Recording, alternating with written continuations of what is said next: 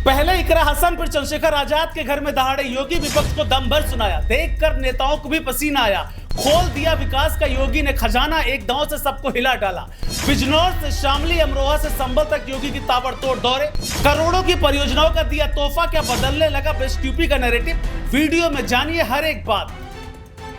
वो कहते हैं यूपी की सत्ता की चाबी अगर कहीं छिपी है तो उसका सबसे मजबूत ताला वेस्ट यूपी में माना जाता है। यही वजह है कि जैसे जैसे 2027 का चुनाव करीब आने लगा है, वैसे वैसे इस इलाके में राजनीतिक हलचल भी तेज होती जा रही है। एक तरफ समाजवादी पार्टी सांसद इकरा हसन जैसे चेहरों के जरिए अपनी पकड़ मजबूत करने में जुटी है, तो दूसरी तरफ आजाद समाज पार्टी प्रमुख चंद्रशेखर आजाद की भी लगातार पश्चिम उत्तर प्रदेश में सक्रिय दिखाई दे रहे हैं। ऐसे माहौल में अब सीएम योगी ने भी वेस्ट यूपी में लगातार दौरे शुरू कर दिए हैं, जिसके बाद राजनीतिक गलियारों में सवाल उठने लग गया है कि क्या बीजेपी ने मिशन 2027 के लिए अपना सबसे बड़ा चुनावी ब्रह्मास्त्र चल दिया है।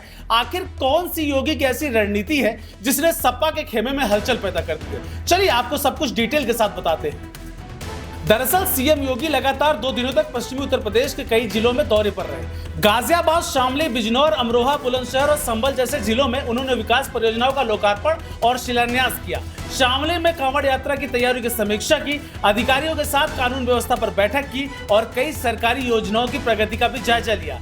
सरकार इन कार्यक्रमों को प्रशासनिक जिम्मेदारी बता रही है।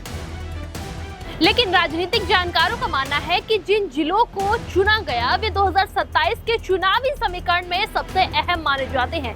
दोस्तों, यही वजह है कि योगी के इस दौरे को सिर्फ सरकारी कार्यक्रम नहीं बल्कि एक बड़े राजनीतिक संदेश के रूप में भी देखा जा रहा है। अगर सीएम योगी के भाषणों पर नजर डालें तो उन्होंने विपक्ष पर एक के बाद एक कई अहम बड़े हमले किए। बिजनौर में उन्होंने कहा कि 2017 से पहले प्रदेश दंगों के लिए बदनाम था, किसान गन्ना भुगतान के लिए परेशान था, व्यापारी भय के माहौल में जी रहे थे और अपराध चरम पर था। उन्होंने कांग्रेस और समाजवादी पार्टी पर निशाना साधते हुए कहा कि कुछ लोगों को जिन्ना पसंद है जबकि हमारी सरकार को गन्ना पसंद है। उन्होंने दावा किया कि उनकी सरकार ने गन्ना किसानों का भुगतान बढ़ाया, कानून व्यवस्था मजबूत की और विकास को नई गति दी।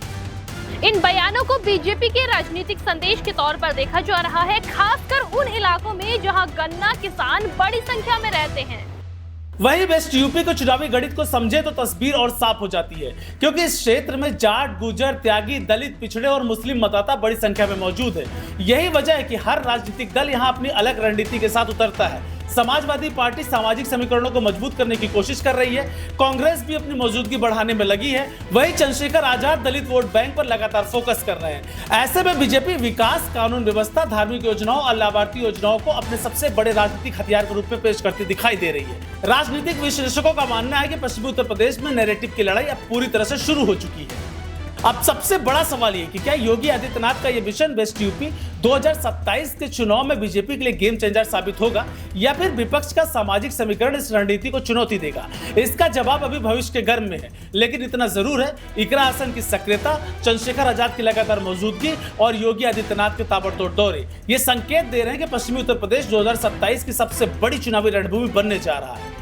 अब आने वाले दिनों में इस इलाके में राजनीतिक बयानबाजी, विकास परियोजनाओं और जनसभाओं का दौर और भी तेज होने की पूरी संभावना है।